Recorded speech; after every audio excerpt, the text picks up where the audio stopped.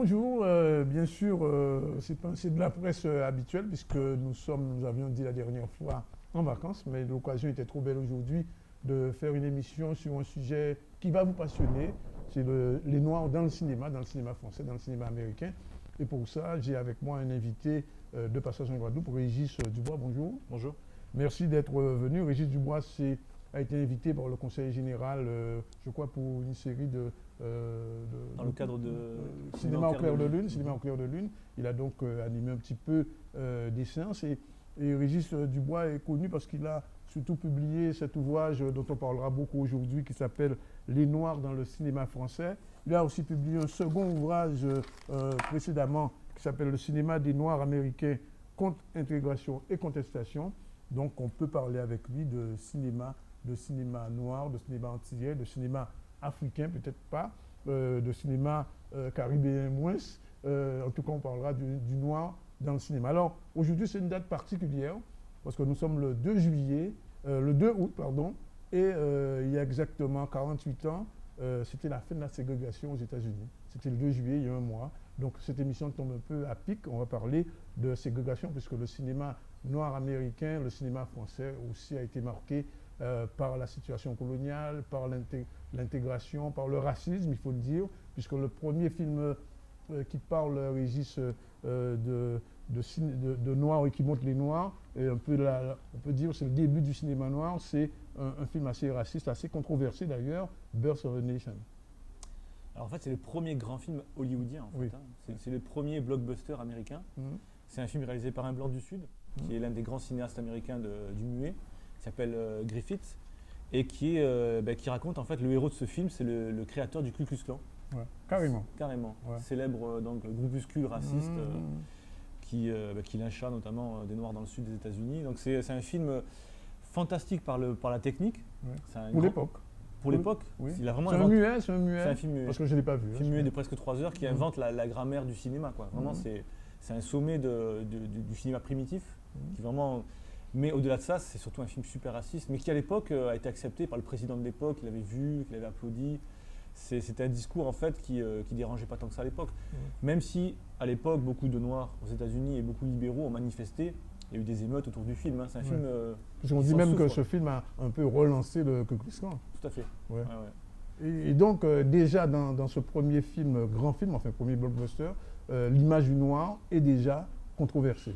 Ah, tout y est là. Là, on est en 1915, on a la nounou en fait, la fameuse nounou, la mamise, comme on dit. On a ce qu'on appelle le coons aux États-Unis, c'est un peu le noir un peu bouffon, un peu idiot, maladroit. Et puis surtout, on a le noir violent en fait, vindicatif, un peu le sauvage africain, mais version. Donc les stéréotypes se mettent en place. Quoi. Voilà, là on a tous les stéréotypes de base qui vont après perdurer en fait au fil des décennies. Ouais. Et les gens vont reprendre comme ça. Alors, j'ai quand même compris, en lisant un petit peu la doc aujourd'hui, qu'il y a une réaction à ce film, à ce Naissance d'une nation, il y a une naissance de la race. Birth of a Race, un film de noirs américains, qui déjà aussi réagissent. Alors, ce qui est intéressant avec ce film, il faut le dire, c'est le film le plus raciste de l'histoire du cinéma. On est en 1915, naissance d'Hollywood, c'est qu'il y a une réponse en fait de la part de la communauté noire, qui va être la création de films justement pour montrer une image positive des Noirs. Et donc, notamment Birth of a Race, qui est ce qu'on appelle des race movies, c'est ça? Alors, c'est le début de ce qu'on appelle les race movies. Autrement dit, aux États-Unis, tout est ségrégé à l'époque. Il y a les Noirs et les Blancs qui ne se mélangent pas. On a des race records, pas encore, mais bientôt, des disques pour les Noirs, des race records. Voilà, tout est séparé et on a aussi donc, des race movies, donc traduction des films de race, des films noirs, qui vont être faits avec, par et produits par des Noirs. Et diffusé donc et pour des Noirs. Dans un circuit black. Alors, voilà, salle des ghettos. Peut-être que, Régis, pour que les gens comprennent, il faut bien rappeler qu'à cette époque, les États-Unis, les Noirs et les Blancs ne vivent pas, vivent dans le même espace, mais pas vraiment dans le même contexte. Je veux dire que les Noirs sont d'un côté, ils ont une borderline, on ne doit pas franchir la ligne blanche, un peu comme ça se faisait en Afrique du Sud. Alors, la fin de l'esclavage aux États-Unis, c'est 1864. Après la guerre de sécession. Voilà. Et en fait, la fin de la ségrégation, c'est un siècle plus tard. Donc ça veut dire que pendant 64, les 100 ans qui vont se dérouler, on a dans le sud, surtout les États du Sud, c'est vraiment très réglementé. Les Noirs sont à l'arrière du bus, ils ne mangent pas dans les mêmes restaurants que les Blancs, pas les mêmes cinémas. Pas les mêmes toilettes, même. Au balcon, pas les mêmes toilettes, surtout pas. Enfin, tout est vraiment très très codifié. Au nord, c'est plus souple, mais dans les faits, c'est un peu la même chose. C'est-à-dire qu'en fait, les Noirs se retrouvent dans des ghettos. Et donc, il y a une vraie séparation, un vrai racisme légal en plus. Hein. Alors, avant de parler du cinéma français, on parle un peu du cinéma américain, parce que parallèlement en France aussi, parce qu'il faut rappeler que le cinéma naît en France, curieusement, il prend son essor économique, industriel aux États-Unis, mais il naît en France. Alors, on parlera tout à l'heure du cinéma français, mais le cinéma américain, pourquoi, dès l'origine, il est raciste et racial? Parce que la société américaine est raciste en fait. Hein. C'est le produit de la société. Voilà, il est le produit de la société. Après, c'est vrai que oui, la meilleure raison, c'est celle-là en fait. Hein. Après, il y a sûrement d'autres explications, mais essentiellement, c'est quand même celle-là, bien évidemment. Alors, on veut, et d'après ce que je comprends, finalement, le noir qu'on montre au cinéma n'est pas le noir de la réalité. Enfin, le stéréotype qu'on essaie de mettre en scène n'est pas réellement le noir l'afro-américain, l'africain-américain tel qu'il est. Alors en fait, ça remonte à plus loin, bien sûr. Les stéréotypes ne sont pas inventés par le cinéma, ils existent avant. Oui, bien sûr. Parce qu'il y a une peur du noir, il y a plein de fantasmes, de phobies autour de la question noire pour les Blancs. Mais c'est vrai que le cinéma utilise les stéréotypes. C'est le média. Il les reprend. Ben parce que voilà, et puis il les fixe. Voilà, alors à la fois il les reprend et puis surtout il les pérennise, quoi. Il les fixe effectivement. Mais le cinéma fonctionne sur des stéréotypes encore aujourd'hui. Le stéréotype du comique, pas que les noirs, hein, je veux dire, le cinéma même en lui-même fonctionne sur des archétypes de héros, de méchants, etc. Le bon, la brute, le brûlant. Voilà, donc il va renforcer le cinéma, les stéréotypes, il va s'en servir de façon spectaculaire, pour les besoins commerciaux, hein. Et bien sûr il va les fixer. Oui, et donc ça va progressivement durer, ou même au-delà, après la fin de la ségrégation en 1964, ce type de cinéma noir, entre guillemets de vision du noir, perdure. Mais alors, une question, est-ce que les noirs qui font du cinéma refont l'image du noir tel que les blancs voient ces noirs?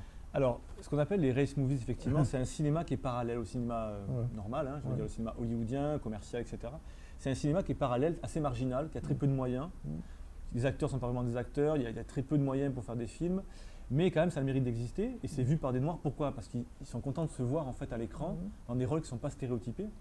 Et en l'occurrence, donc c'est un cinéma qui il a le mérite au moins de montrer des noirs bourgeois, des noirs qui sont policiers, il y a des cow-boys noirs, il y a des détectives noirs, il y a des héros noirs. C'est des versions noires des films blancs, hein, mais à petit budget. Donc c'est positif. Après, c'est vrai que parfois ils reproduisent un peu certains schémas, on retrouve un peu la figure du comique, un peu idiot, abruti. Bon. Mais dans l'ensemble, quand même, c'est un cinéma qui promeut une image positive des Noirs. Qui n'est pas encore un cinéma de contestation. Pas vraiment, voilà. C'est pas un cinéma de contestation. Et d'ailleurs, il n'est pas fait que par des Noirs. Hein. Il y a aussi des Blancs qui font des films, parce qu'il y a un marché dans les ghettos, il y a un petit marché. Donc, voilà, il y a quelques films qui sont faits par des Noirs, mais beaucoup sont faits par des Blancs aussi. Hein. Mais ils sont par contre entièrement interprétés par des Noirs. Alors, on va quitter un tout petit peu le cinéma américain, on va y revenir tout à l'heure, puisqu'on fera le va-et-vient. On parle un petit peu du cinéma français, puisqu'à la même époque en France, dès l'origine aussi, on montre le noir dans le cinéma français, parce que les premiers cinéastes, bon, je ne sais pas si l'arrivée du train à la suite, il y a déjà des noirs, mais au moins dans Méliès, il y a déjà des noirs dans le film de Méliès. Alors, effectivement, pour ce livre que je viens de faire paraître, j'ai fait des recherches, parce que je travaillais pendant très longtemps, j'ai fait des recherches à l'université sur le cinéma américain. Depuis 15 ans, je travaille sur le thème. Et là, je me suis dit, bon, d'ailleurs, c'est après devenu ici, d'ailleurs, en Guadeloupe, et on me le demandait aussi. Pourquoi vous ne travaillez pas sur la question des Noirs dans le cinéma français? Donc je m'y suis attaché là maintenant. Et j'ai été surpris en fait de découvrir qu'il y avait des personnages noirs depuis le début dans le cinéma français. C'est pas les années 80, quoi. C'est pas hier, depuis le début. Et notamment dans les films burlesques.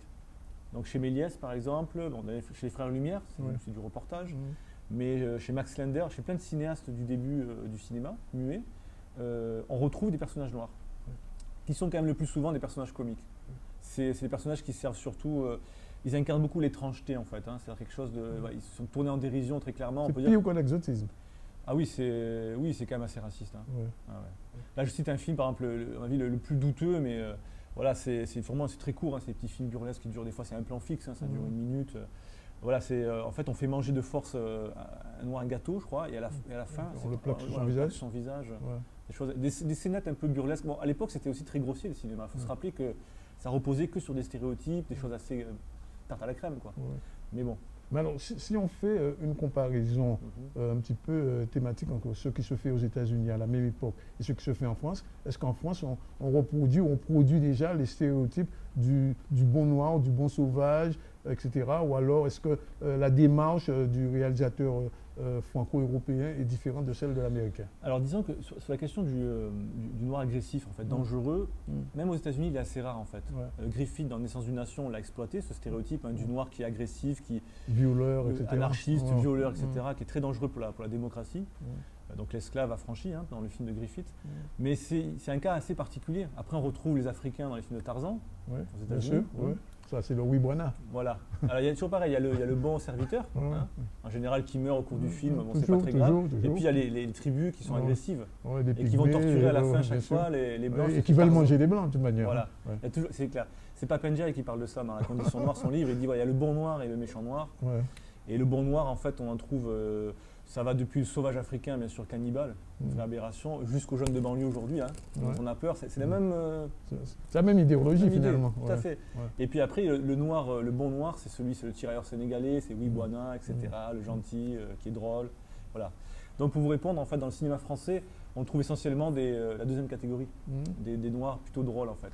Le bon noir. Alors, on fait un petit peu le parcours et on tombe sur la personnalité de Joséphine Baker, qui immanquablement à cette époque-là, c'est une américaine qui habite la France, qui vient en France très tôt, très jeune, et qui commence une revue où on la voit avec des bananes autour de son corps. Enfin, c'est une image un petit peu... revue nègre. La revue nègre. Alors c'est étonnant parce que Joséphine Baker est américaine, elle n'est pas française, elle n'est pas originaire de ce qu'on appelle l'Empire français à l'époque, les colonies. Et d'ailleurs, c'est comme une première star française noire, c'est un Cubain. Qui s'appelle Chocolat. À l'époque, début du siècle. C'est pas son vrai nom, Chocolat. Ben non, c'est son surnom de clown en fait. C'est un clown. Voilà, c'est un clown, ça dit bien aussi. Mais il y avait Chocolat, c'est une star déjà, mais du spectacle vivant, c'est-à-dire du théâtre, on va dire du cabaret. Il a été filmé par les Frères Lumière, voilà. Donc c'est un des premiers personnages noirs. Ensuite, effectivement, Joséphine Baker, c'est les années 20 et c'est la première grande star noire du cinéma français et du cinéma tout court en fait. Puisque il y a deux choses à dire. D'une part, dans un premier temps, Joséphine Baker, donc, qui est afro-américaine, qui vient en France donc, pour se produire dans les spectacles nègres, on appelait ça. C'est-à-dire, en fait, c'est l'époque de... C'est l'après-guerre, les années folles. C'est l'époque où on a besoin, la France, mais l'Amérique aussi, a besoin de se divertir. De se divertir. Et c'est les années folles. C'est l'époque où on s'éclate un petit peu, quoi. Une sorte de libération comme ça. Et étonnamment ou pas, en tout cas, beaucoup d'intellectuels, d'artistes se tournent vers l'art nègre. C'est Picasso, c'est beaucoup inspiré de l'art africain, ce qu'on appelait l'art nègre à l'époque. Et il y a une sorte de vogue comme ça de l'artiste noir, du corps noir et du spectacle noir. Et avec un côté assez primitiviste, il faut que ce soit africain, il faut que ce soit des tambours. Le beau corps, comme on dit. Voilà, et puis les danses un peu qui à l'époque sont nouvelles pour les occidentaux, pour les blancs tellement coincés, quoi. Donc Joséphine Baker apporte tout ça, cette sorte de sauvagerie, mais fascinante, quoi. Et alors effectivement, elle se produit les seins nus, quasiment nus, ce qui est à l'époque, vous imaginez, en 1920. Et avec aussi, parmi plusieurs tenues, une tenue avec des bananes en fait, une sorte de pagne en banane. Donc aujourd'hui, on se moque beaucoup de ça et on trouve que c'est très stéréotype. Il faut le remettre dans le contexte. Ça l'est en partie. Et Joséphine Baker, c'est quand même un personnage qui était une vraie star, quoi. Et qui, en France, je veux dire, dans le tout Paris, je veux dire, elle a créé elle a créé plein de choses. Elle a créé, par exemple, des produits de beauté.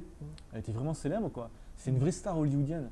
Et donc, qui fait sa carrière. Et qui était acceptée en France, qui était bien acceptée, je veux dire. Il faut quand même savoir que pendant très longtemps, des artistes afro-américains venaient en France pour échapper au racisme. D'ailleurs, des écrivains américains plus tard, on va trouver beaucoup. Baldwin, par exemple. Baldwin, Chester Himes, Richard Wright, Miles Van Peebles aussi, qui est un réalisateur, mais aussi des boxeurs, Jack Johnson. Même Miles Davis, d'ailleurs, le musicien. Miles Davis, et puis. Qui était le bon ami de Juliette Gréco, autant comme ça. Parce que, notamment les soldats de la Première Guerre mondiale, afro-américains, qui venaient ici découvrir qu'on pouvait danser avec des blanches. Il n'y avait pas de ségrégation, il n'y avait pas des hôtels ou des restaurants pour les blancs et les noirs. Donc, pour eux, c'était la liberté, quoi. Alors Joséphine Baker a profité de ça très clairement, et c'est vrai qu'à la fois elle véhicule une image un peu, on va dire, je ne sais pas si le mot raciste c'est le mot, mais bon, un peu stéréotypée. Mais moi je dis exotique un peu. Exotique, bien sûr. Bien qu'elle soit américaine, mais en fait c'est de l'exotisme, une forme d'exotisme qu'elle cultive d'ailleurs. Tout à fait, elle cultive, Et à la fois donc cette image un peu stéréotypée, mais à la fois, je veux dire, c'est une vraie avancée, quoi. Elle va inspirer beaucoup de Noirs américains qui se diront, mais en France, il y a une star noire, et c'est vrai, parce qu'elle a joué dans des films, on va peut-être en parler rapidement, mais après ça, elle a joué dans des films avec Jean Gabin, par exemple. Donc voilà, c'est un peu paradoxal. Ce qui est aussi paradoxal en France, c'est que le racisme anti-noir ne s'adresse pas aux Noirs américains, mais aux indigènes, en fait, bien sûr. de la République française. C'est-à-dire de l'Empire colonial français de l'époque, c'est-à-dire toute l'Afrique. Et alors, vous ne le dites pas dans votre bouquin, mais il faut savoir aussi qu'à l'époque, il y a des Antillais aussi qui commencent à être très présents. On parle de Légitimus, le père, hein, je parle le père de Pascal, aussi cette dame qui a eu, oui, grand-père, qui a eu son centenaire qui est morte récemment. Darling. Qui a commencé avec Joséphine. Oui, mais avant aussi, il y a cette Martiniquaise centenaire aussi qui est morte. Génie Alpha. Génie Alpha. J'ai lu son livre là. Ouais. Et il y a eu aussi un bal qu'on appelle le bal de la rue Blomet, où des Antillais, des Noirs Antillais jouaient de la musique. Donc il y a tout un, entre guillemets, j'ai envie de dire, un vivier antillais. Et donc les Antillais, les Noirs d'une manière générale, font le spectacle, c'est-à-dire ils font le show. Ça, ouais, tout à fait. Génie Alpha faisait ça d'ailleurs. Ouais. Dans Légitimus, bien sûr. Mais juste pour revenir sur ça avant de continuer, ce qui est intéressant, voilà, c'est qu'il y a plusieurs écrivains afro-américains qui arrivaient en France, qui subissaient dans un premier temps le racisme, et quand on savait qu'ils étaient américains, c'était fini. C'est bizarre quand même, l'absurdité du racisme. Donc voilà, c'était des Noirs, mais pas vrai, c'était pas des nègres. C'était des Noirs, mais pas des nègres, voilà. Et puis bon, c'était des Américains. Puis... Alors sur la communauté antillaise en France, c'est vrai qu'elle est encore minoritaire. Hein. Ouais, très mais minoritaire. C'est vrai qu'il y a quand même, voilà, il y a quelques Antillais, mais alors dans le cinéma, il n'y en a pas beaucoup.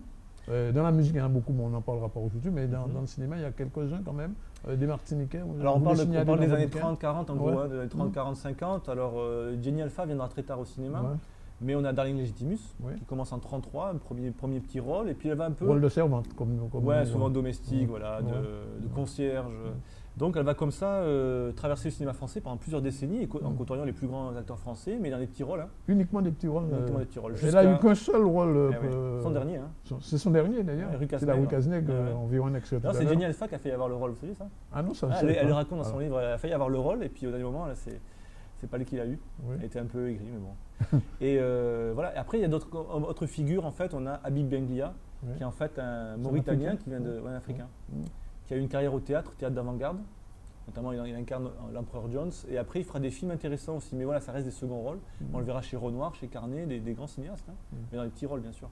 Mais il y a quand même une présence. Moi, ce qui m'a étonné, c'est que c'est pas une présence énorme. Moins qu'aux États-Unis, c'est évident. Je parle bien sûr des années 10, 20, 30, 40. Mais il y a une présence que moi, je ne connaissais pas. Pourtant, je fais l'histoire du cinéma. J'aurais pas su citer des films avec des Noirs, quoi. Alors qu'il y en a. Sans compter les années 50, Orfeu Négro, etc. Enfin, on va parler d'Orfeu Négro tout à l'heure. Mais alors, est-ce que, je sais pas, dans vos recherches, vous avez eu le sentiment que les réalisateurs, ils suivaient un petit peu, ils suivaient le goût du public, ils ne voulaient pas choquer le public? Pourquoi les Noirs sont cantonnés dans des rôles secondaires, très secondaires? C'est toujours pareil. C'est-à-dire que faire un film, ça coûte très cher, donc il faut que ce soit commercial, il ne faut pas heurter les sensibilités. Et le Noir ne vend pas. Comment ? Le Noir, ça ne fait pas vendre. On va éviter de déranger, de ci, de ça, mais on trouve quand même des films. Mais après, il y a des cinéastes courageux qui prennent le risque. Alors, je vous donne un exemple très précis. En plus, j'ai découvert le film, il est sorti en DVD l'année passée. C'est donc un film de… Ah, je vais oublier là. C'est avec Habib Benglia d'ailleurs. C'est Daniel Amétis. Un film de 31, extraordinaire avec Habib Benglia. Dans un rôle normal?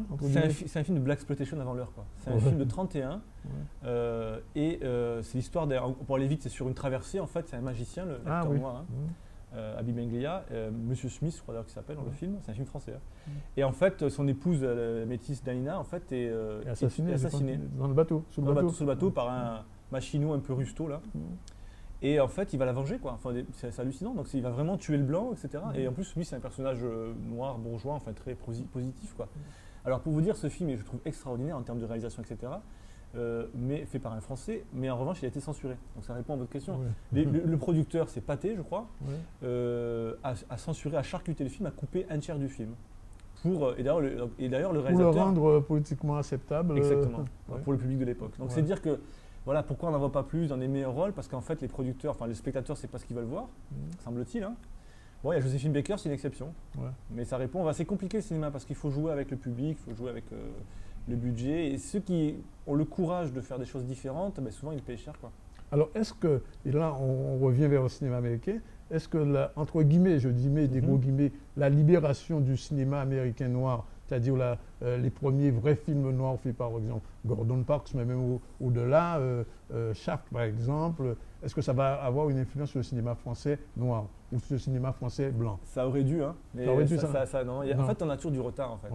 Je pense que ce qui se passe aux États-Unis dans les années 60-70, ça s'est passé dans les années 80 en France. C'est toujours là, voilà, on a 20 ans, 10, 20, 30 ans de retard. Parce qu'on va voir tout de suite un extrait de Shaft et puis on va en parler.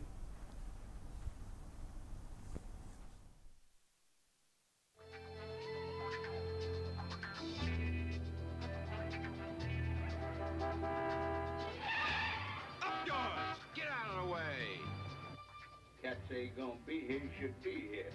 Open it up. Shaft's his name. Shaft's his game. Cat say he gonna be here, and he ain't.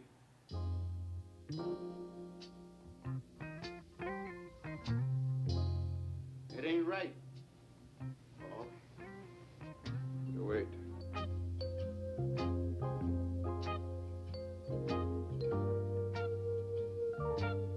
That's some cold shit. Throwing my man Leroy out the window. Just picked my man up and threw him out the goddamn window. Listen, Snow White. Me and you gonna tangle sooner or later.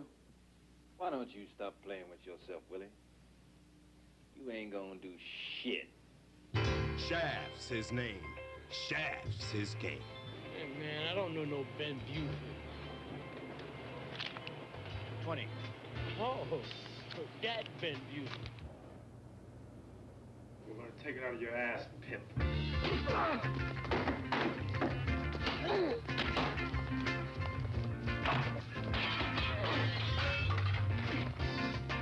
I'm looking for a nigger named John Shaft. Just found him. Wow. The mob wanted Harlem back. Voilà, ben, c'était Shaft, Richard Roundtree.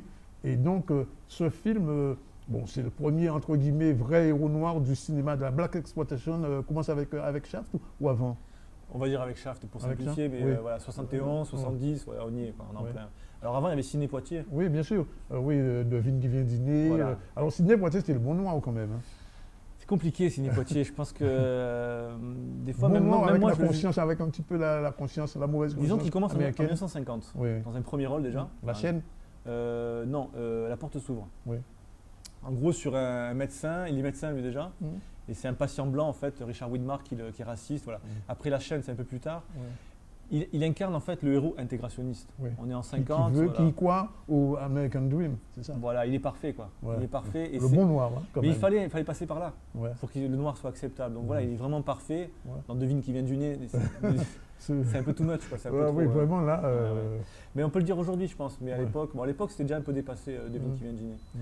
Mais effectivement, Shaft, c'est un autre type de héros noir. Ouais. C'est le héros qui revendique. Ouais. C'est le vrai héros noir, quoi. Mhm. Dans des films qui sont vraiment noirs. Parce que Sidney Poitier, c'est le seul noir dans un film blanc. Oui, c'est ça, il est noir dans un film blanc. Voilà. Alors que Là, Shaft. on est dans le ghetto. On a ouais. la musique, c'est Isaac Hayes. Ouais, super Le musique d'ailleurs. réalisateur, Ouais. c'est Richard Park. Oui, Gordon Parks, merci. Oui. Qui est grand Senior. Parce Alors, qu'il y en le a eu senior, deux. Ouais, Ouais. Ouais, c'est le père là. Le Ouais. fils, il fera Superfly. Mais Ouais. Gordon Parks, c'est un grand photographe Ouais, ouais. de live qui a photographié Malcolm X. Enfin, Absolument. c'est un gars extraordinaire. Et il réalise son film là, c'est son deuxième film. Ouais. Il a fait en 69, méconnu. Voilà, là, on passe à autre chose là. Ouais. Donc, on est vraiment dans ce qu'on appelle la Black Exploitation. Mhm. Autrement dit, ce cinéma vraiment noir, fait pour des noirs, avec des noirs. Et... Alors curieusement, ce cinéma cartonne aux Antilles. Alors, oui.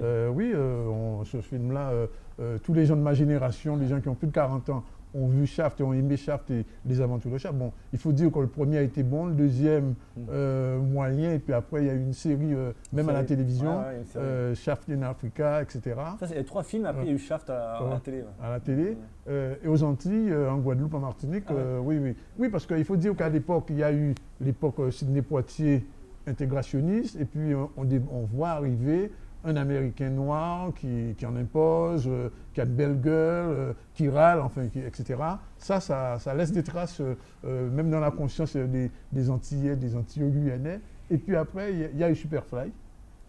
Superfly, je ne sais pas si on peut voir un petit extrait de Superfly qui vient tout de suite après Shaft. C'est pas tout à fait le même genre, mais enfin, c'est toujours dans le ghetto. Superfly, là.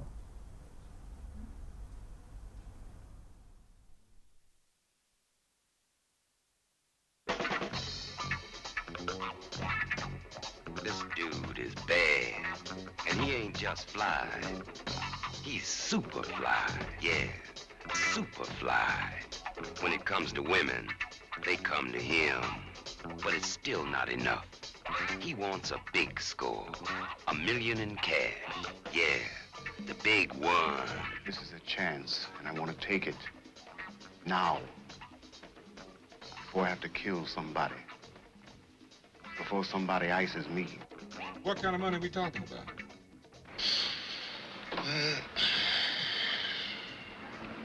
Not much. I want his ass out working.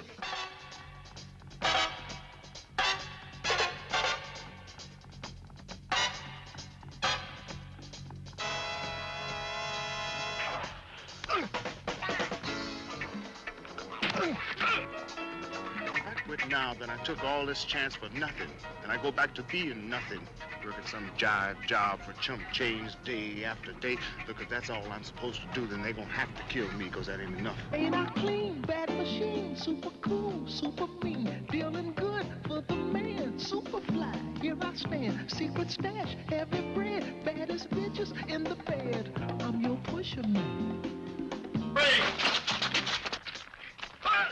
Can a Superfly Harlem dude beat the system? He's got a plan to stick it to the man. He's super hood, super high, super dude, super fly.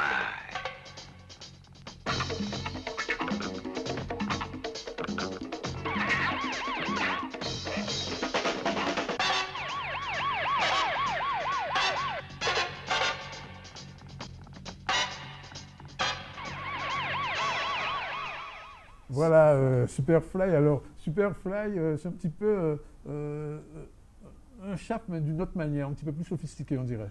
Non, ce qui les différencie vraiment, c'est que Shaft reste un détective privé au service quand même de la l'Amérique. communauté, oui. Non, de l'Amérique. De l'Amérique, pardon. De l'Amérique et de la police. Donc là, ce qu'introduit Superfly, c'est que c'est un dealer. Bon, en quête de rédemption, mais c'est un bad guy, quoi. Oui, c'est ça. Et il va inaugurer toute une série de gangsters noirs qu'on retrouve aujourd'hui, qu'on verra dans le gangsta rap aussi, enfin qu'on voit un peu.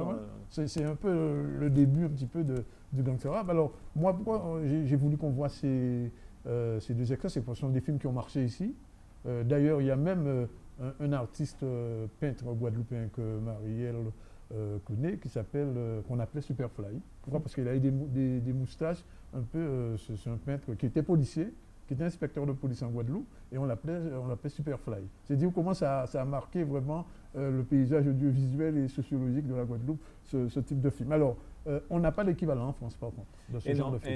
Et non. Il y a eu quelques tentatives, notamment Alphonse Béni, un Camerounais, qui a fait des petits films policiers un peu cochons, mais j'en parle un petit peu, mais non, il n'y a pas. Bizarrement, il n'y a pas. C'est très étonnant. Je relève ça, en fait, dans le cinéma français. Autant dans les années 50, début 60, il y a des films un peu qui parlent de la question noire en France. Très peu, hein. Il y a J'irai cracher sur vos tombes, d'après Boris Vian. Il y a Moi et Noir de Jean Rouch, un docudrama. C'est un docu, ça. C'est une fiction, mais c'est un peu entre les deux.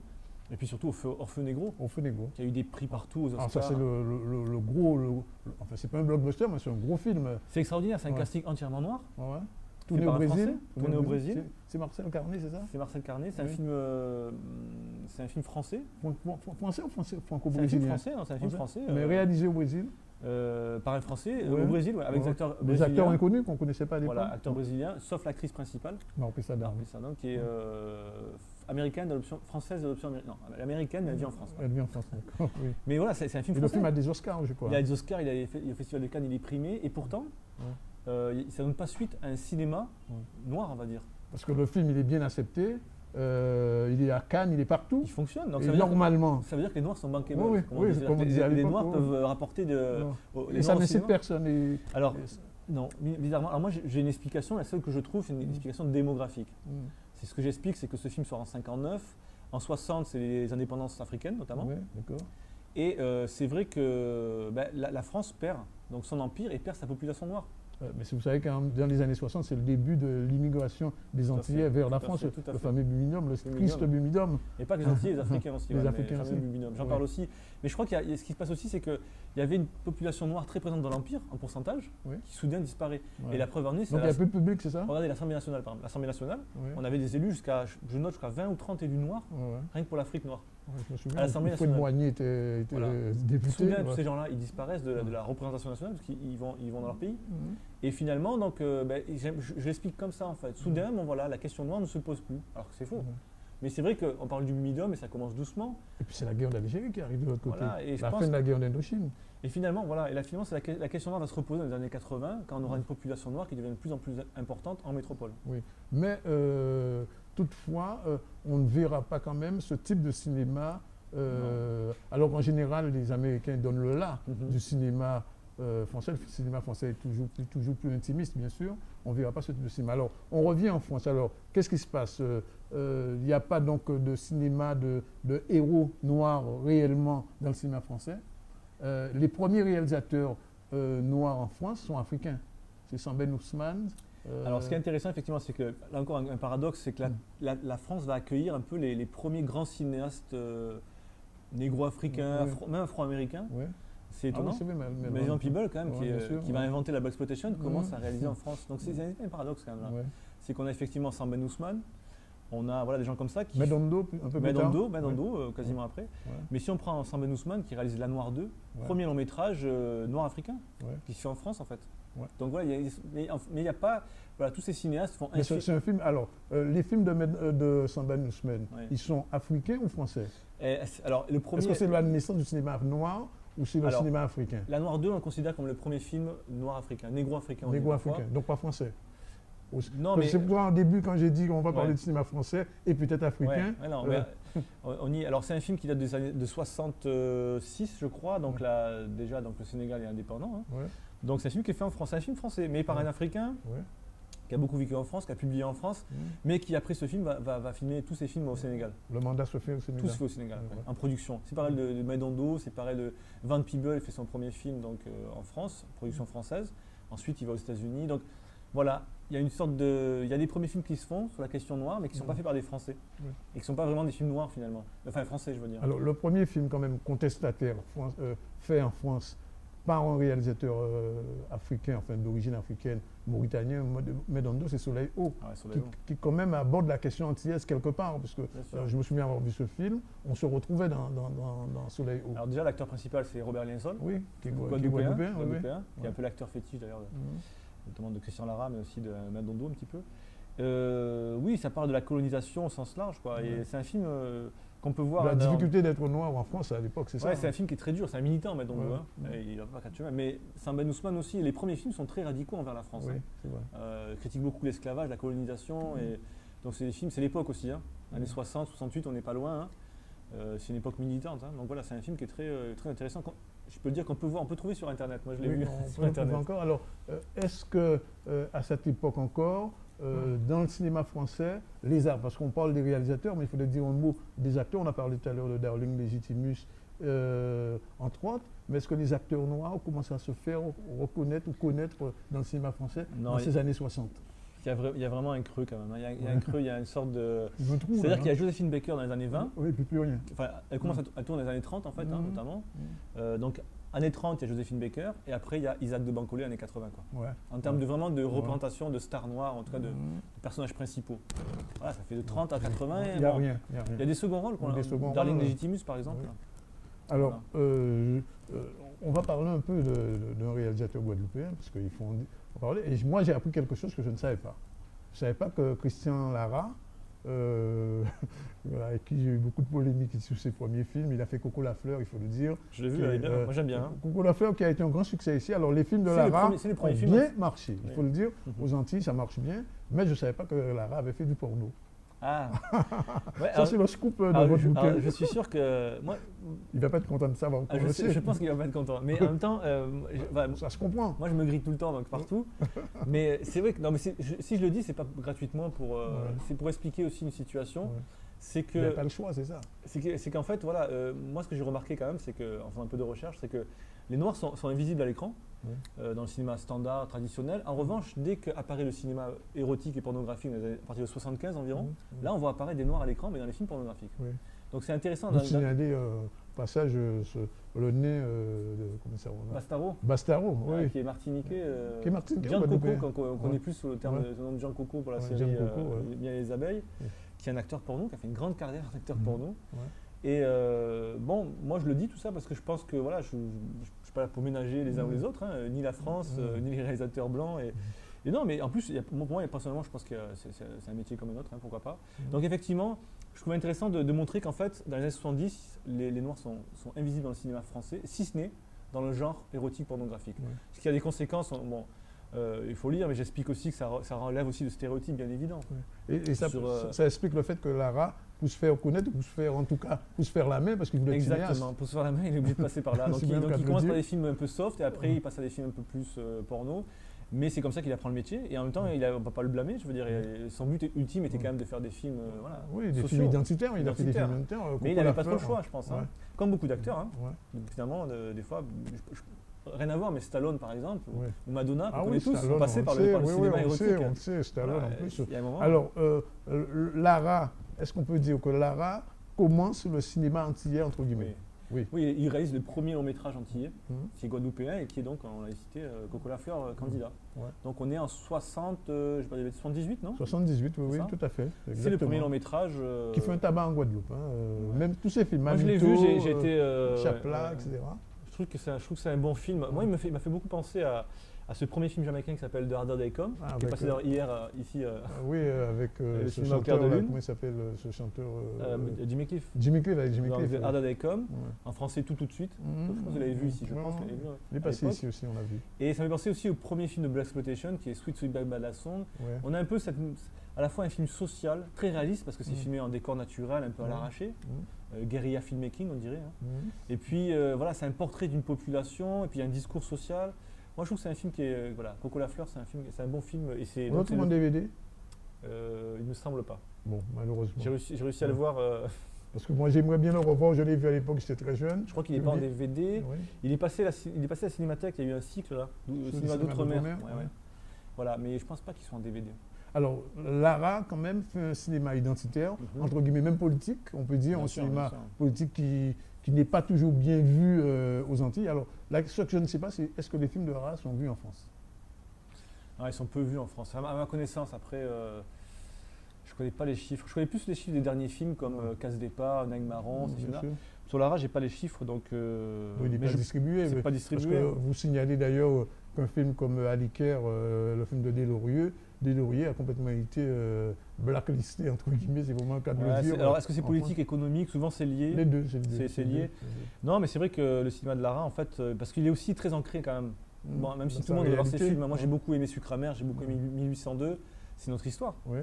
Mais c'est vrai que, à tort ou à raison, et qu'il pense que ça concerne que les Antilles. Ouais. Bon, après, j'ai pas les chiffres, mais je pense qu'il a été assez peu vu. Hein. Oui, parce qu'il a sorti un film 1802, je crois, à la période de Poupées. dîner, les poupées guadeloupéennes, Mhm. qui a été un petit peu dépassé au travers. Et la critique française, j'ai lu des choses, il se fait matraquer. Hein. Oui, alors déjà il emploie parfois le procédé du film de procès, avec Ouais, ouais. notamment ses Sucre amer, il me semble, Mhm. où il passe du passé au Du présent. parallèle, donc là, ouais. c'est un peu audacieux peut-être pour le Ouais. grand public. Il n'a pas peut-être, toujours les moyens de. Voilà. Et de après, il y a la ses question des moyens réalisations. aussi. Voilà. Il il retrace des odyssées, enfin des odyssées épiques, enfin des grandes choses comme ça.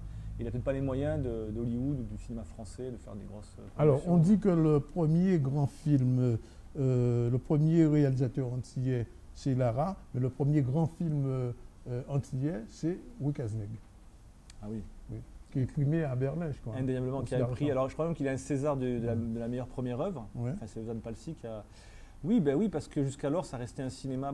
En plus, il n'y a pas beaucoup de films dans les années 70, hein, Ouais. antillais. Il y a quelques films, des films de festival, enfin des films un peu.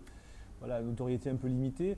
C'est vrai que Rue Casneg, on passe à autre chose, quoi. Ouais. Là, il y a une vraie reconnaissance, un très bon film, qui est finalement universel, hein, qui a plu, je pense, à un grand public, à un large public, et qui est récompensé, qui est reconnu. Donc, oui, je pense que c'est pas l'acte de naissance, mais c'est dedans, on arrive à maturité, quoi, du cinéma antillais, très clairement. Et aussi, c'est le premier, le seul, comme vous le dites tout à l'heure, grand rôle de Darling Legitimus. Après, après, je ne vois plus. Hein. On ne le verra plus et qui mourra quelques temps après. Plus de 15 ans après, enfin plus, presque 20 ans après, je crois. 20 ans après. 99, 99 et 17 ans. On va voir un extrait de Rick Asneg, et puis après on va revenir sur le cinéma guadeloupéen, puisqu'il y a aussi un grand film guadeloupéen que tout le monde connaît ici.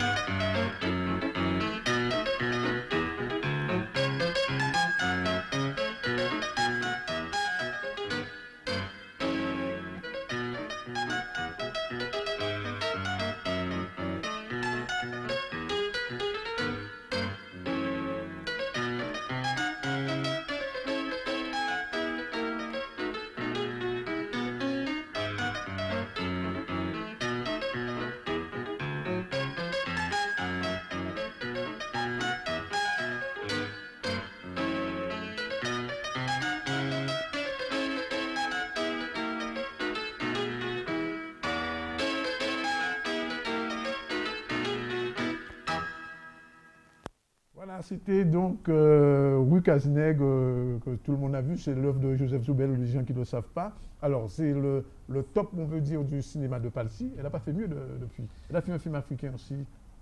C'est bizarre. Alors, Palsy, ouais. Voilà, je comprends pas. Ouais. Elle fait ce film qui cartonne, et puis elle a pris plus rien. Plus rien. Alors là, elle a fait Siméon, Oui, 92. Siméon, c'était pas bon. J'ai même eu un procès pour avoir critiqué sévèrement Siméon dans la presse locale. Alors, je dirais rien sur Siméon. Non, mais c'était nul, moi. Je le dis, j'assume. Elle m'a fait un procès qu'elle a perdu. Non, non, c'était pas bon. Non, mais ceci dit, elle a continué à travailler, mais elle a fait des téléfilms aux États-Unis, elle a travaillé un peu dans le documentaire. documentaire. Elle a fait un film américain aussi avec Burton, une saison de Blanche et Sèche. Ah oui, j'ai oublié celui-là, bien sûr. Alors, il faut quand même dire qu'après ce film-là, elle fait une grosse production hollywoodienne, une saison Blanche et Sèche. Sur l'apartheid. Oui, qui était avec moyen. C'est un grand film, mais voilà. C'est un grand film, mais qu'elle fait aux États-Unis et après plus rien. Après, elle fait des documentaires. Des petits documentaires sur Césaire, tout ça. C'est incompréhensible quand même, parce que je trouve que c'est quand même une artiste. Elle a du talent, normalement. Et elle est reconnue en France, de toute manière. Mais je pense que là, on se heurte à un truc qu'on trouve souvent dans le cinéma français, c'est s'il y a un acteur noir qui réussit, il n'y en a qu'un. Et s'il y a un film qui réussit, on n'en fait qu'un. Voilà. Nous, on n'est pas racistes, on a fait Rue Cazeneuve. C'est fait pour 10 ans les peinards. C'est vrai. On a fait notre BA. Il y a ce côté comme ça. Alors, donc, on parle du cinéma antillais, martiniquais, guadeloupéen. Alors, plus récemment, c'est des films que ma fille a vus. C'est le film de Barny, Nègre Marron. Alors, c'est intéressant, Nègre Marron. Pourquoi? Parce que déjà, c'est un film qui tourne en Guadeloupe, avec un Guadeloupéen, avec des acteurs qui sont des jeunes. Alors, moi, j'ai envie de poser la question avant d'aller plus loin, puisqu'on va parler tout à l'heure de ce qu'on appelle le New Jack. Est-ce que Nègre Marron, c'est un New Jack film antillais? On pourrait dire, est-ce que Nègre Marron est un film de banlieue? Oui, par exemple, oui. Moi, deux mots quand même sur Nègre Marron. Moi, j'ai une histoire particulière. Je peux me perdre parce que j'adore cette histoire. Mais j'ai un truc avec la Guadeloupe, moi. Je sais pas. Mais Nègre Marron, en fait, moi, j'ai publié mon premier livre en 97. Ça s'appelait Images du Noir dans le cinéma américain. D'accord. Quelques mois plus tard, j'ai un coup de fil de Jean-Claude Barny, qui était à l'époque, qui faisait des clips, et qui m'a dit, j'ai lu ton livre, écoute, j'ai retrouvé ce que je pensais, enfin vraiment, il a beaucoup aimé ce livre, et il m'a dit, voilà, je prépare un long métrage, je voudrais que tu lises le scénario. Et c'était Nègre Marron, et c'était en 98, donc c'était quand même 6 ans avant que le film sorte, et on est resté en lien depuis, quoi, et là je l'ai revu d'ailleurs. Et donc, Nègre Marron... On peut faire quelque chose d'ailleurs. Je prépare un super film, à mon avis. Sur le gang des Antillais. Et donc, Nègre Marron, moi j'aime beaucoup ce film. Disons qu'il a plusieurs mérites. Déjà, il relance le cinéma antillais. Parce que c'est vrai que les années 2000, il y a plusieurs films qui vont sortir. Là, vraiment, depuis 10 ans. Il y a beaucoup de navets. Il y a quand même des films qui sortent. Il y a Liqueur, il y a. Pas tous des navets. Non, Jean-Baptiste, c'est à part. C'est un gros truc. Il y a quand même un cinéma qui émerge, un vrai cinéma d'identité. Il a cartonné ici en France. Il a fait plus d'1 million d'entrées, 1,2 million, je crois. 1,2 million, c'est 2 films d'ailleurs. Par exemple, Nègre Marron a fait que, je crois, 10 fois moins, 100 000 entrées. 100 000 entrées. Ce qui est quand même correct. Il est sorti en France? Il est sorti en France. Oui, mais non, c'est plus. Je pense qu'il avait. C'est toujours le problème, c'est que dès que c'est un cinéma identitaire, on a un problème en France avec ça. Un problème avec le communautarisme. La République, les citoyens sont tous égaux, transparents, ils n'ont pas de couleur, pas de religion. On est très différents des États-Unis, des Américains. Il ne faut surtout pas dépasser. Voilà. Et du coup, c'est une vraie hypocrisie parce que du coup, on fait des films blancs pour les blancs, mais parce qu'on pense que la neutralité, c'est le blanc, quoi. Enfin, il y a vraiment beaucoup de travail à faire en France. Voilà, donc pour dire Nègre Marron, je pense qu'effectivement, il y en a qui se sont dit, voilà, c'est un film pour les Antillais. Mais c'est un film que moi je trouve qu'il y a beaucoup de mérite déjà. C'est un film de banlieue ou pas, finalement? C'est un film de banlieue ou pas? C'est un film qui a beaucoup de. En fait, c'est un film historique. C'est un film sur la famille. Moi, je trouve qu'il y a des seconds rôles. Miroir, j'aime beaucoup ce qui se joue. La mère antillaise. Voilà, c'est un film sur l'histoire aussi. Il y a beaucoup de choses. C'est un film social, politique, c'est un film de banlieue, c'est un film d'action. Sociologique. C'est un film qui est. Des fois, qu'il va en dire un peu trop, des fois, je trouve. C'est le seul défaut qu'il a. Oui, c'est le problème du premier film. On a envie de tout mettre dedans. Mais c'est un film qui a beaucoup de mérite, que j'aime beaucoup. Et oui, qui a mis quand même 6 ans à faire. Donc c'est dur. Et encore, il a beaucoup été aidé par Kassovitz, là, parce que j'ai compris. Bien sûr, il est très proche de Kassovitz. Je sais. Donc voilà, c'est un peu le film qui relance, à mon avis, le cinéma antillais. Et depuis, il y a quand même quelque chose. Deslauriers qui a fait quand même Liqueur. Alors Deslauriers, c'est un cinéaste un petit peu particulier. On l'a rencontré souvent ici. Il a présenté Le Passage du Milieu, qui est un film un peu esthétique. Docu-drama. Historico-esthétique docu. Et puis après, il y a eu Begin, qui est un film documentaire, qui est un peu documentaire, mais qui a failli créer une polémique ici. Ah bon. Parce que vous savez que la Biguine, elle est guadeloupéenne. Et quand on voit Biguine, on a l'impression que la Biguine est martiniquaise, et compte tenu des vieux atavismes entre martiniquais et guadeloupéens, où est-ce que la Biguine est guadeloupéenne, etc. Bon, enfin, bon, on est passé au travers. Et puis, il y a eu son film qui m'a intéressé, parce que je suis journaliste à l'ICAR, sur l'histoire d'un communiste qui se fait descendre par des béquets dans les années 20. Et un film très courageux, et qui a eu beaucoup de problèmes financiers. Les béquets martiniquais ont véritablement mis la pression sur Aliker et fermé les robinets. Le film a failli ne pas se faire. Et le film, bien sûr, on l'a vu ici, il n'a pas eu un grand succès, parce que bon, il n'avait pas de moyens, et puis en France, il a été... Et je crois que le défaut de ce film, c'est qu'il est un peu didactique aussi. Ouais, oui, il est un peu lourd. Mais moi, je me suis régalé. Enfin, après, il faut avoir un intérêt aussi pour l'histoire des Antilles, pour l'histoire tout court, peut-être. Mais juste, en vous écoutant, je pensais à un truc avant de revenir sur Aliker. L'intérêt de Nègre-Marron, c'est justement que c'est un film qui sort de l'histoire, qui sort de la pédagogie. Tout à fait. Parce que la plupart des films antillais... Il est moderne quand même, c'est un film Il moderne, il faut le dire. Hein. Bon, Barney a été bercé de peu cinéma américain. Oui, oui, c'est pas dire que c'était un New Jack film. On discute de cinéma ensemble, et c'est vrai que le cinéma américain, on est fans tous les deux. Mais c'est vrai que le cinéma antillais, jusqu'alors, il est très ancré sur l'histoire, sur la mémoire, etc. Lara, Deslauriers, et on peut en citer d'autres. Et même finalement, Zane Palsy, c'est encore de l'histoire. C'est vrai que Barney a voulu faire un film, pas un film pédagogique, un film urbain, un film pour les jeunes, un film hip-hop, quoi. Bien sûr. Et c'est le grand mérite de ce film que j'ai oublié de dire tout à l'heure, Nègre-Marron.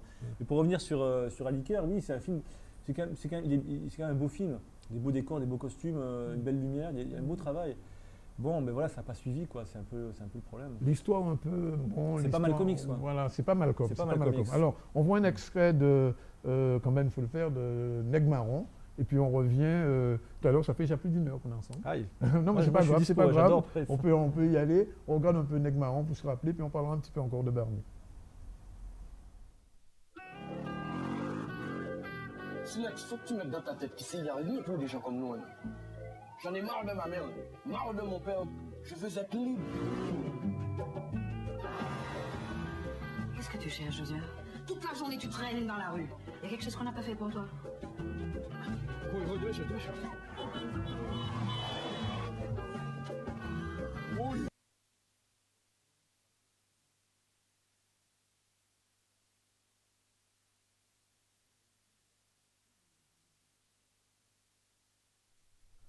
Voilà, c'était donc un petit extrait de Nègre-Marron et il faut annoncer que Barney, on le disait tout à l'heure, il est en Guadeloupe, il vit en Guadeloupe, il est guadeloupéen, il est né en Guadeloupe, il a été élevé comme beaucoup Guadeloupéens à l'époque du Midom dans la banlieue française, parisienne, et il est en train de préparer un nouveau film. Ouais, Le Gang des Antillais. Ouais. Le Gang des Antillais, je ne vais pas en dire trop, mais en même temps, on le sait parce qu'il y a sur Facebook, il en parle. C'est déjà sur le net. Hein, voilà, c'est un livre, donc ça évoque cette histoire de plusieurs Antillais qui se retrouvent à Paris à la suite du Bubidome et qui sont assez déçus et amers du sort qui leur est réservé et qui décident de braquer en fait les bureaux de poste, je crois. Donc c'est Le Gang des Antillais, était connu sous ce terme-là. C'est un film qui sortira peut-être dans 2 ans. Peut-être pas. Avant, j'espère. Bon, ben, qui en préparation, qui est en on production. touche du bois d'ébène. Voilà. Bon, allez, on prend la page pub et puis on revient pour parler un petit peu des États-Unis. On va tout à l'heure terminer.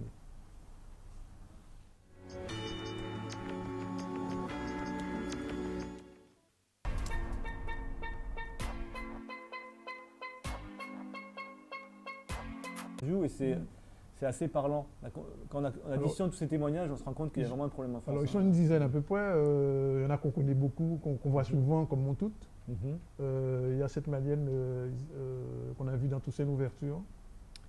L'Africaine qui grandit en France. Je pense.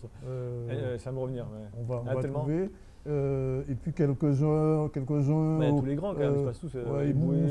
Moussa Diouf qui est mort récemment, dont on parle. Et puis, il y a Omar Sy. Il faut quand même dire quelques mots sur Omar Sy. Alors, moi, ça m'interpelle.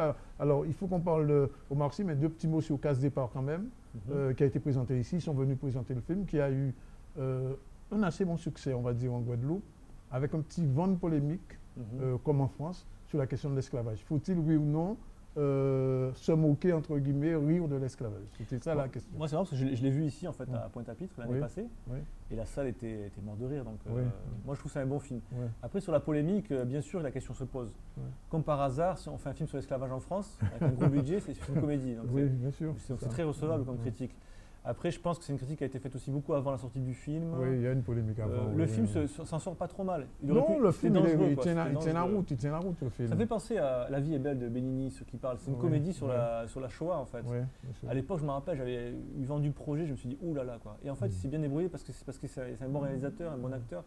Là, je trouve que ça fonctionne. Voilà, ils ont évité les grands écueils. Bon, après, on peut toujours critiquer. Hein. Oui. Alors, on parle d'Omar Sy parce que son film Intouchable, bon, c'est un carton, 19 millions, je crois, 19 millions de... Deuxième plus grand succès du box-office français. Français de tous les temps, de tous les temps. Avant De Funès. Avant De Funès. Depuis jusqu'à encore, jusqu'au Ch'ti, enfin Bienvenue chez les Ch'tis, c'était La Grande Vadrouille, premier grand film du cinéma français, au box-office. Et ensuite, il a été détrôné par Bienvenue chez les Ch'tis. Et maintenant, le deuxième, qui a encore détrôné du coup La Grande Vadrouille, c'est Intouchable. Alors, Intouchable, moi, ça m'interpelle, j'ai vu le film récemment en DVD, et je me demande si Omar Sy, quelque part, n'est pas dans le stéréotype quand même. Tout compte fait. C'est la question que je me pose. Hein. Je consacre un chapitre entier dessus. Hein. Oui, j'ai vu ça. D'ailleurs, je ne suis pas tout à fait... je suis à peu près d'accord avec vous sur cette question, parce que je me dis, bon, l'amuseur noir, même s'il a un Oscar et tout, mais il reste quand même l'amuseur, d'autant plus que déjà sur Canal+, c'est un amuseur, et il n'est pas tellement décalé. Il y a beaucoup de choses à dire. Moi j'aime beaucoup Omar Sy, j'aime beaucoup ce qu'il fait sur Canal+, j'adore, je trouve que c'est bien. Ce film, je pense que c'est une bonne comédie. Oui, c'est un bon film. Voilà. C'est un bon film. Voilà. C'est une chose. Après, il y a autre chose qu'il faut aussi noter, c'est que c'est le premier acteur noir français à recevoir un César. Un César, oui. Pour un premier prix. Alors il y a eu Isaac de Bancolé, le seul qui a eu un César, c'était Isaac de Bancolé en 87, pour ce qu'on appelle un prix d'interprétation de meilleur espoir. C'est ça? C'était pour Black Micmac. Le 1. C'était meilleur espoir. Donc voilà. C'est tout, on n'avait eu que ça jusqu'à maintenant en 87. Donc là, on a eu des nominations, mais qui n'avaient jamais été couronnées. Et là, donc on a quand même, c'est pas rien. Je pense que c'était un peu urgent. C'était important comme signe.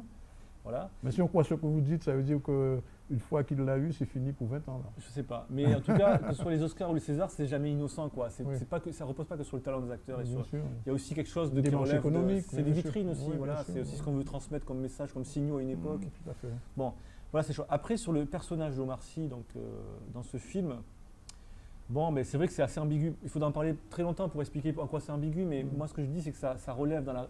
Ça ne fait que reprendre des stéréotypes plus anciens, quoi. Que ce soit la nounou, il est quand même là. Il est nounou, là. Il est nounou. Que ce soit le jeune de banlieue un peu voyou, c'est un voleur quand même, il vient de la banlieue, il a fait la prison. Et puis le comique aussi. Et enfin, c'est le comique amuseur qui danse, quoi. Le clown, quoi, oui. La fameuse scène où il danse, ça a été tellement repris, cette scène partout. Ça dit quand même quelque chose aussi de la vision qu'on a en France. Alors, c'est dans votre livre que j'ai lu ça et ça m'a interpellé, c'est la question du corps qu'on retrouve. On parlait tout à l'heure de Joséphine Baker qui se montrait avec ses bananes et lui, il montre son chocolat, enfin ses tablettes de chocolat. Je pense qu'il y a une petite ambiguïté. Bon, enfin, on ne va pas lui jeter la pierre. Non, mais le noir dans l'imaginaire colonial, en tout cas, c'est un corps. C'est soit le corps du tirailleur sénégalais qui se sacrifie, c'est la chair à canon, avec le terme. C'est la force de travail de l'esclave. Aujourd'hui encore, c'est l'immigré qui vient travailler et c'est le sportif, c'est le danseur. Donc on est vraiment... Alors ce qui est important, c'est de comprendre, c'est pas tout de dire ça, c'est de comprendre pourquoi ça existe et pourquoi il y a ce stéréotype associé au noir. Le noir, il est fort, sans parler de l'hypersexualité, ce fantasme érotique sur le corps noir. L'explication, en fait, et c'est pas moi qui le dis, c'est Serge Billet d'ailleurs dans son livre sur la légende du sexe surdimensionné du noir, c'est qu'en fait, en donnant des qualités physiques au noir, on lui enlève des qualités intellectuelles. Tout est là en fait. Autrement dit, le noir, il est bon pour faire de la musique et faire du sport. Il ne pense pas, il n'a pas de cerveau. Il faut que, voilà, comme si c'était incompatible. Mais ça, c'est très judéo-chrétien. Le corps et l'esprit sont séparés. En France, on a encore... D'ailleurs, on dit souvent un grand sportif, il est un peu bête. Le sportif, il est un peu bête. Voilà. Cette idée. Et du coup, c'est vrai que c'est construit, c'est pas conscient. Alors, on s'étonne pas un complot, mais c'est construit comme ça, c'est des stéréotypes. On s'étonne par exemple là que... Teddy Riner, qui est triple champion, quintuple champion, et peut-être médaillé demain, il va faire Sciences Po. Alors on dit, ah bon, comment Teddy Riner va faire Sciences Po? Parce qu'on n'imagine pas un gros nounours qui va faire Sciences Po. Alors moi, la question que je me pose, puisqu'on est en fin d'émission, est-ce que au-delà du cinéma, est-ce que la société française est encore raciste? Je ne vais pas vous... Je ne suis pas spécialiste. Merci d'avoir posé la question. On l'évacue? Je pense que ça change, je pense que c'est un pays, par exemple, le vote FN, moi je viens du sud de la France, je suis métropolitain, je viens de Marseille, le vote FN est assez affolant. Et en même temps, la France est un pays où j'ai entendu dire j'ai lu quelque part que c'est le pays où il y a le plus de couples mixtes. Donc c'est pas simple tout ça, mais ça évolue, ça ne peut qu'évoluer. Mais c'est vrai que ça prend du temps, c'est vrai qu'il y a des reculs parfois, mais je pense que c'est en train de changer. Le FN quand même avance. Le FM avance. 19%, c'est pas rien. Non, mais c'est une question très compliquée. Après, moi je vous dirais que c'est toujours trop raciste, hein, sinon je n'aurais pas écrit ce livre. Je pense qu'il faut dénoncer, il faut avancer. Mais je pense qu'on peut avancer. Le cinéma aussi doit promouvoir des rôles positifs de noirs qui n'ont pas que des fonctions d'amuseurs, mais aussi des rôles de juges. Tous les acteurs noirs disent ça, ils cherchent des rôles comme ça. Et c'est vrai que c'est aussi le cinéma. Par exemple, Obama, on l'a souvent dit, mais c'est vrai que le cinéma américain a peut-être préparé Obama. La télévision américaine aussi, avec 24 heures chrono, on avait ce président noir. Il y a eu des films aussi avec Morgan Freeman qui incarnait les présidents. Donc ça prépare aussi, je pense que le cinéma il a à la fois le reflet, mais il est aussi peut-être l'agent aussi. Il prépare aussi l'imaginaire de demain. Donc comme disent beaucoup d'acteurs, il faut que les producteurs, les réalisateurs en France, les scénaristes aient un peu plus d'imagination et puis voilà, sortent un peu des sentiers battus. Et même le Centre national du cinéma. Tout le monde. Parce que mais même plus que ça, même les critiques de cinéma, même les universitaires, moi je viens de ce milieu-là, c'est un cinéma, ils ne connaissent même pas quoi. Ils sont conservateurs, ils sont un petit peu conservateurs. Un peu trop. Un peu trop. Voilà, je crois qu'on n'a pas fait le tour, mais enfin on a largement parlé du noir ou des noirs dans le cinéma français, dans le cinéma américain. Je rappelle donc ce livre de Régis Dubois, Les Noirs dans le cinéma français, images et imaginaires d'hier et d'aujourd'hui. C'est un livre à lire, à avoir. Si vous n'avez pas encore, il faudra aussi lire Le cinéma des Noirs américains entre intégration et contestation. C'est intéressant. Et puis un autre qui n'a rien à voir, mais enfin, allez, on va se faire une petite pub. Décrypub. Décrypub, c'est l'image des Noirs dans la publicité. Il y a un autre qui s'appelle l'image des Noirs dans l'art, mais enfin on ne l'a pas aujourd'hui. Et celui-là, il est particulièrement intéressant. C'est pas le mien, c'est pas le mien, il faut le préciser. Oui, c'est pas Régis Dubois, c'est une expo qui avait eu lieu à Beaubourg il y a quelques années et qui avait aussi cartonné, qui montrait un petit peu le noir banania. Voilà. Voilà, l'émission est terminée, sera rediffusée sur Canal 10. Je vous remercie de nous avoir écoutés. Merci Régis Dubois d'être venu. On a un petit peu balayé un petit peu le champ. On a fait un panorama assez large. J'espère que ça ne vous a pas trop ennuyé. Et puis on se revoit à la rentrée comme prévu dans C'est dans la presse. Salut, à bientôt.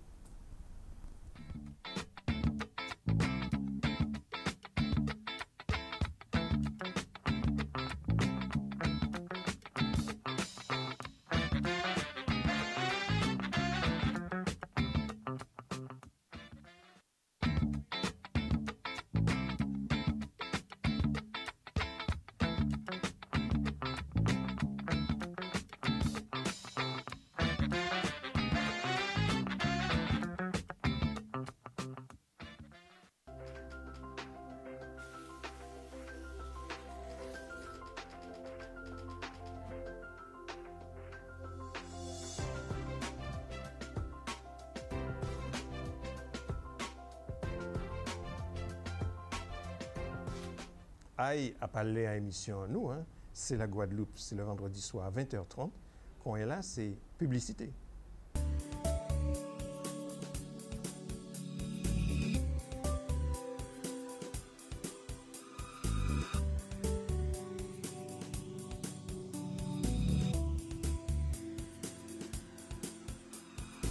Ma famille, mes amis, mes doutes, mon refuge, mes nuits, mes victoires, mes challenges. Mon école I2M Subdeco Caraïbes, l'esprit de la réussite. Marbre et Granit Antilles est la première entreprise à l'entrée de Jarry, spécialiste de la découpe et du polissage de pierres naturelles sur mesure. Toutes les étapes sont réalisées dans notre atelier. Marbre et Granit Antilles réalise pour vous la rénovation des monuments funéraires. Avant, après. Marbre et Granit Antilles vous propose des plaques avec photos disponibles en moins d'une semaine. Marbre et Granit Antilles, téléphone 05 90 32 23 23. Quand je serai grand, je serai charpentier. Moi, je serai architecte.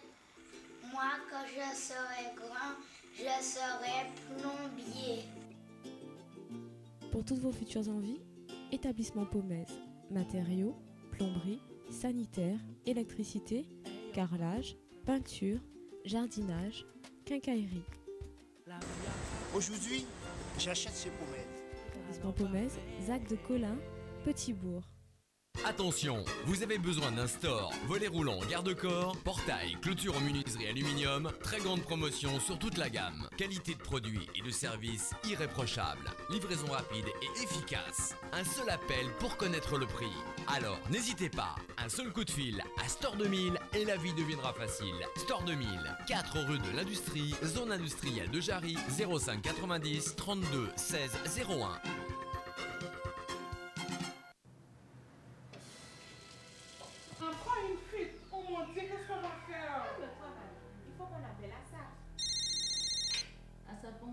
Vous manquez de temps pour vos petits travaux de bricolage? Appelez ASAF. ASAF se charge également de votre plomberie, aménagement de salle de bain, installation de chauffe-eau, pose et installation des systèmes de récupération des eaux. Pour votre ménage et votre repassage, appelez ASAF. ASAF, c'est Celle Solution. Téléphone 0590 83 43 16 et 0690 20 84